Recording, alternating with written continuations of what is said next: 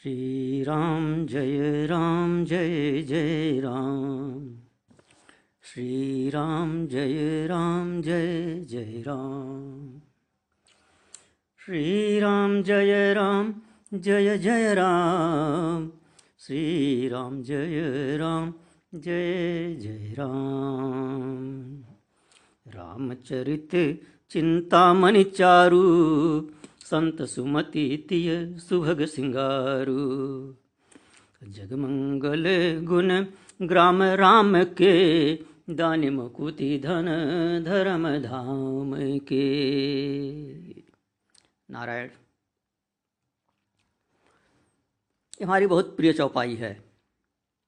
जगमंगल गुण ग्राम राम के, दानि मुकुति धन धर्म धाम के। कहते हैं रामचरित चिंतामणि चारु कि राम जी का चरित्र जो है यह सुंदर चिंतामणि है। चिंतामणि अर्थात जो सभी चिंताओं को हर लेता है, सभी चिंताओं को दूर कर देता है, सभी मनोकामनाओं को पूर्ण कर देता है। संत सुमति तिय सुभग सिंगारू, यह संतों की सुमति रूपी स्त्री का सुंदर श्रृंगार है। संतों की पत्नी क्या है? उनकी सुमति, सद्बुद्धि। सद्बुद्धि संतों की भार्या है। संतों की प्रेयसी सद्बुद्धि है। संतों की पत्नी सद्बुद्धि है। जो भी कहिए, जो भी प्रेमास्पद कहिए, वह संतों के लिए उनकी सद्बुद्धि है। तो राम जी का चरित्र जो है वह संतों के सद्बुद्धि का श्रृंगार है। सद्बुद्धि होगी तभी रामचरित्र के कहने सुनने में रुचि उत्पन्न होगी और यह रामकथा सद्बुद्धि का श्रृंगार करेगी।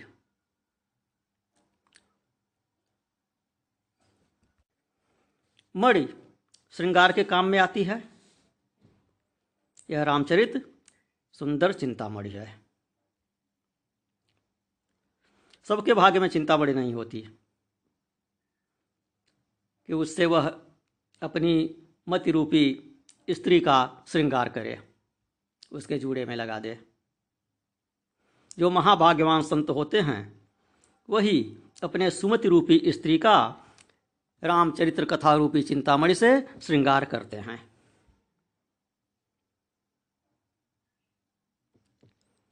वह सुमति जब रामचरित्र को धारण करती है तब श्रृंगारित होती है।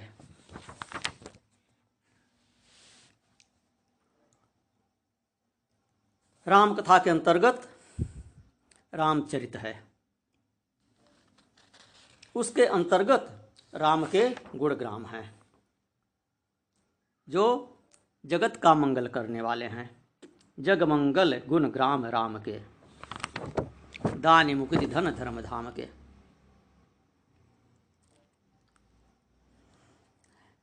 तो राम कथा का महात्म्य कहकर अब उनके रामचरित्र का, अब राम जी के चरित्र का महात्म्य कहते हैं। अब गुणग्राम का महात्म्य कहते हैं। रामचरितमानस में अनेक स्तुतियां हैं। उन स्तुतियों में उनके गुणग्राम का वर्णन है।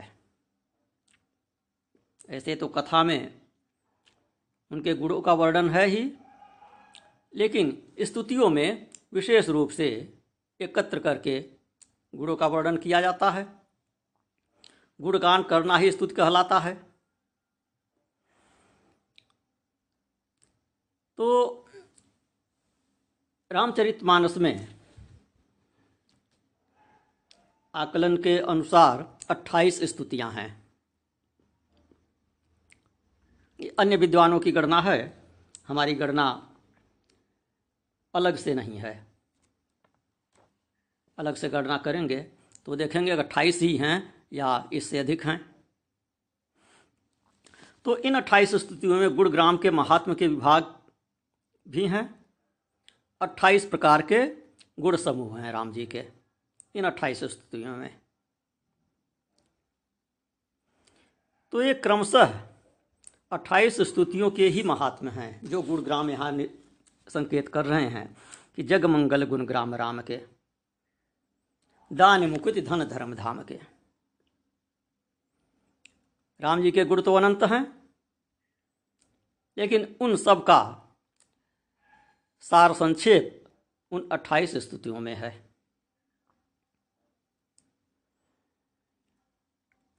उनकी अलग अलग फलश्रुति है। पहली स्तुति है ब्रह्मा जी द्वारा की गई। ब्रह्मा जी की स्तुति पर ही राम जी का अवतार हुआ था।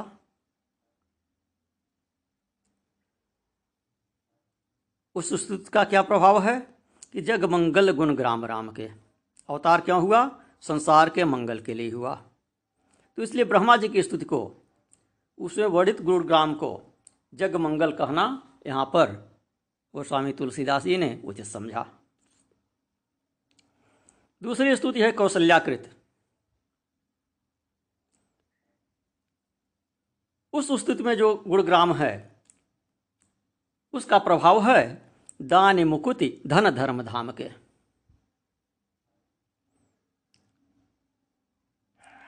श्रीकंत के प्रकट होने से यह गुणग्राम धन धर्म का दानी है।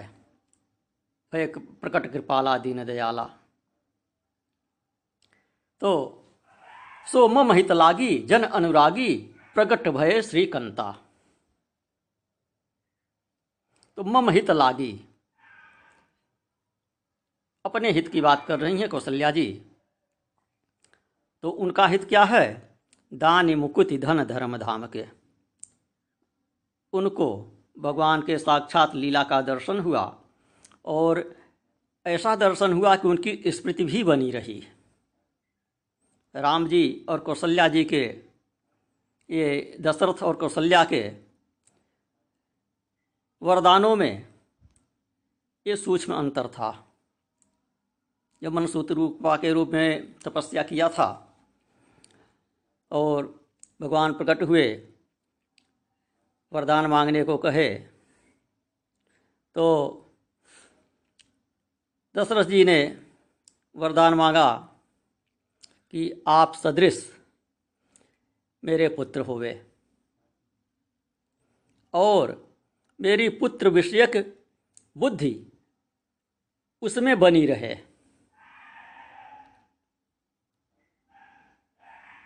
पुत्र के ही रूप में मैं देखूं, भगवान के रूप में न देखूं। भगवान ने कहा ठीक है, मैं अपने जैसा कहाँ खोजने जाऊं, मेरे जैसा तो कोई दूसरा है नहीं, मुझे ही पुत्र बनना पड़ेगा आपका। फिर कौशल्या से शत्रुपा से पूछे कि आप भी मांगिए। तो इन्होंने भी वही मांगा वर कि जो हमारे पतिदेव ने वर मांगा है वही इच्छा मेरी भी है, वही वर मैं भी मांगती हूँ। लेकिन अतिरिक्त रूप से मैं यह मांगती हूँ कि मेरी स्मृति बनी रहे कि आप भगवान हैं, मेरा विवेक बना रहे। तो जब भय प्रकट कराला दीन दयाला कौशल्या जी के गोद में जब खेलने लगे भगवान, तो कौशल्या जी जानती थी कि ये भगवान हैं। दशरथ जी ये नहीं जानते थे कि यह भगवान हैं, क्योंकि उन्होंने केवल पुत्र स्नेह मांगा था। कौशल्या जी ने यह कहा था कि आप मेरे पुत्र होइए, लेकिन आप में मेरी भगवत बुद्धि भी बनी रहे। तो दान मुकुट धन धर्म नाम के जब उनकी बुद्धि बनी हुई है, साक्षात भगवान उनके सामने हैं और वे पहचान भी रही हैं कि भगवान हैं, तो फिर मुक्ति होने में क्या संदेह रह गया? मुक्ति मिल ही गई, धन भी मिला, धर्म भी गया, धर्म भी मिला। राम जी साक्षात रामो विग्रहवान धर्म, धर्म की प्रतिमूर्ति थे ही। धाम, भगवान का धाम, वैकुंठ धाम, सब मिला। चारों फल में काम है, धाम नहीं है। किंतु यह माता कौशल्या की स्तुति है, उनके लिए धाम ही काम है। तो श्रीकंत के प्रकट होने से यह गुणग्राम धन धर्म का दानी है। मुक्ति तथा धाम का देना तो कहा है स्पष्ट रूप से यह चरित जो गावहीं हरिपद पावहीं तेन परहि भवकूपा। आगे कहेंगे राम जन्म के प्रसंग में यह और विस्तार से कहेंगे। तो धाम मिल गया दान मुकुति धन धर्म धाम के। यह दूसरी स्तुति कौशल्या जी की थी। अब फिर कहते हैं सदगुरु ज्ञान विराग जोग के विबुध वैद भव भीम रोग के जनन जनक सिय राम प्रेम के बीज सकल व्रत धर्म नेम के। ज्ञान विराग और योग के सदगुरु हैं। सदगुरु ज्ञान विराग योग के। राम का चरित्र ज्ञान वैराग्य और योग का सदगुरु है। ज्ञान देने वाला है, वैराग्य देने वाला है, योग की शिक्षा देने वाला है। और विबुध वैद भव भीम रोग के, संसार रूपी भयंकर रोग के लिए विबुध वैद अर्थात विबुध का अर्थ है देवता। विबुध वैद कौन है? अश्विनी कुमार। तो संसार रूपी भयंकर रोग के लिए अश्विनी कुमार हैं। जनन जनक सिय राम प्रेम के, ये सीता राम के प्रेम के माता पिता हैं। राम कथा के पढ़ने से सुनने से सीता राम में प्रेम उत्पन्न होता है। अतः यह राम की कथा सीता राम के प्रेम के माता पिता हैं। इनसे सीता राम में प्रेम उत्पन्न होता है। और बीज सकल व्रत धर्म नेम के, सभी व्रत धर्म और नियमों के बीज छुपे हुए हैं श्री राम कथा में। तो यह तीसरी स्तुति का महात्म्य इसमें कहा हुआ है। अहिल्याकृत स्तुति के गुणग्राम का महात्म्य है सदगुरु ज्ञान विराग जोग के। कैसे? उन्होंने कहा वहां पर धीरज मन कीन्हा प्रभु कह चीन्हा। इससे क्या हुआ कि प्रभु कह चीन्हा ज्ञान हो गया। राम जी को अहिल्या पहचान गई। तो राम जी की कथा में यह जो प्रसंग आता है, अहिल्या के पहचानने की बात, पाषाण के द्वारा भगवान को पहचानने की बात, तो यह राम कथा सदगुरु है, उससे भगवान का ज्ञान हो गया। गुरु ज्ञान देता है। सदगुरु ज्ञान विराग जोग के। तो मुनिश्राप जो दीन्हा अति भल कीन्हा, यह क्या हुआ? वैराग्य की बात हुई। उससे वैराग्य उत्पन्न हुआ। और पद कमल परागा रस अनुरागा मम मन मधुप करे पाना। इससे योग की उत्पत्ति हुई। योग क्या? आत्मा का परमात्मा से मिलन, भक्त का भगवान से मिलन, यही योग है। तो पद कमल परागा, अहिल्या कहती हैं पद कमल परागा रस अनुरागा मम मम मम मन मधुप करे पाना। तो इस प्रसंग से यह रामकथा योग की सदगुरु हुई। तो जनन तो हुआ क्या? सदगुरु ज्ञान विराग जोग के। यह तीसरे स्तुति का महात्म्य एक पंक्ति में कहा। फिर परशुराम कृत स्तुति है, चौथी स्तुति है। उसका महात्म्य कब बताए? विबुध वैद भव भीम रोग के। भगवत और भागवत का अपराध ही भव भीम रोग है। परशुराम के स्तुति से इसका क्षमापन हुआ है, इस रोग का निवारण होता है। इसलिए इसको भव भीम रोग के लिए अश्विनी कुमार बतलाया है। अश्विनी कुमार दो भाई हैं, साथ रहते हैं। यहाँ भी दोनों भाई राम लक्ष्मण की स्तुति है। परशुराम जी ने दोनों की स्तुति किया हुआ है। भव रोग सब रोगों से भयंकर है। इसलिए राम गुण ग्राम रूपी देव वैद्य की आवश्यकता पड़ी। छठवीं स्तुति है सुनैना के द्वारा, सीता जी की माता के द्वारा। जनन सिय राम प्रेम के। जननी जनक सिय राम प्रेम के, तो उसका महात्म्य यहां पर आया। इसलिए सिय राम प्रेम की जननी कहा। जनकृत स्तुति के गुणग्राम का महात्म्य है, जनक सिय राम प्रेम के। जननी जनक सिय राम प्रेम के, तो सुनैना की स्तुति को यहाँ संकेत किया जननी, और जनक की स्तुति को संकेत किया जनक।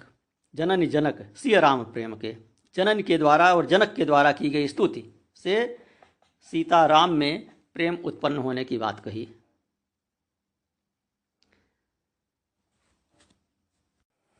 उसके बाद पुनः वनगमन के समय भरद्वाज के द्वारा की गई स्तुति है। उसका महात्म्य है, बीज सकल व्रत धर्म नेम के। इससे भरद्वाज मुनि को तप तीर्थ त्याग जप योग विराग का फल मिला।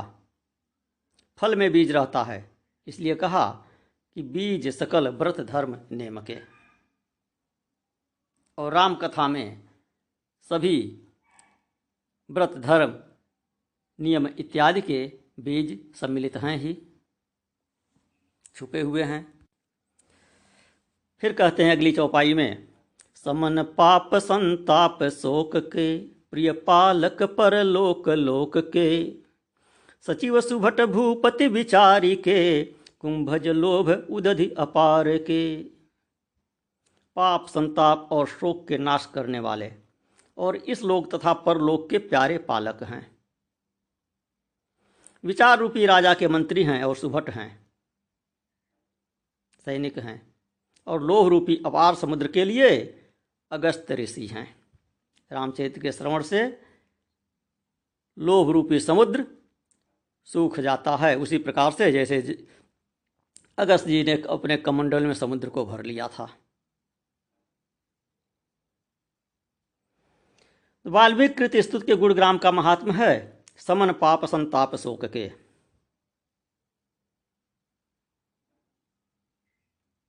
कैसे कहते हैं, जानत तुम्हें हो जाई, कहकर पाप संताप और शोक इसका नाश कह देते हैं।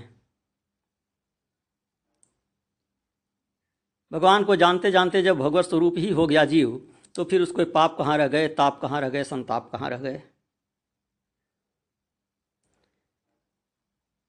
अत्रकृत स्तुति का संकेत करते हैं उसके महात्म्य का, प्रिय पालक पर लोक लोक के।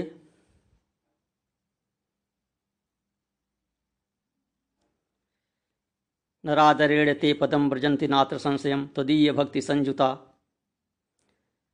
यह कहकर लोक और परलोक का प्रिय पालक कहा। 10वां है सर्वभंग ऋषि कृति स्तुति।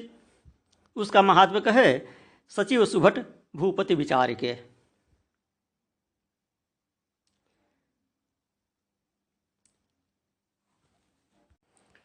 तो इस प्रकार इस 32वें दोहे की सभी चौपाइयों में राम जी की 28 स्तुतियों के महात्म्य का संकेत करते हैं। बहुत गहराई से समझने पर पकड़ में आता है, शोध का विषय है, इसलिए इसके अधिक गहराई में जाने का प्रयास हम नहीं कर रहे हैं, क्योंकि उसको अधिक विस्तार देना पड़ेगा। इसको ठीक से समझाने के लिए उन प्रत्येक स्तुतियों को भी यहाँ जोड़ना पड़ेगा, तो बहुत अधिक विस्तार हो जाएगा। तो जहाँ जहाँ पर वह स्तुतियाँ आएंगी वहाँ वहाँ पर फिर हम उनकी व्याख्या करेंगे। अभी इसका केवल भावार्थ बताते चल रहे हैं। थोड़े से कुछ स्तुतियों का संकेत कर दिए, शेष का केवल भावार्थ बताएंगे। अगली चौपाई में कहते हैं, काम कोह कलिमल करी गन के हरि सावक जन मन वन के, अतिथि पूज्य प्रियतम पुरारी के, कामद घन दारिद दवारी के। भक्तों के मन रूपी वन में, काम कोह कलिमल करी गन के, भक्तों के मन रूपी वन में काम क्रोध और कलयुग के पाप रूपी हाथियों के लिए ये सिंह के बच्चे हैं। कौन? राम जी के चरित्र। राम जी के चरित्र श्रावक हैं, केहरि श्रावक, सिंह के बच्चे हैं। जन मन वन के, भक्त जन के मन में, मन रूपी जंगल में जो काम क्रोध और कलयुग के पाप इत्यादि हाथी हैं, उनको भगाने के लिए यह राम जी के चरित्र क्या हैं? केहरि श्रावक, सिंह के बच्चे हैं, जिनको देखकर हाथी भाग जाते हैं। काम कोह कलिमल करि गन के, केहरि श्रावक जन मन वन के। अतिथि पूज्य प्रियतम पुरारी के, त्रिपुरारी के अतिथि से पूज्य और प्रियतम हैं। कामद घन दारिद दवार के, दरिद्र रूपी वन की अग्नि के लिए कामना की वर्षा करने वाले मेघ हैं।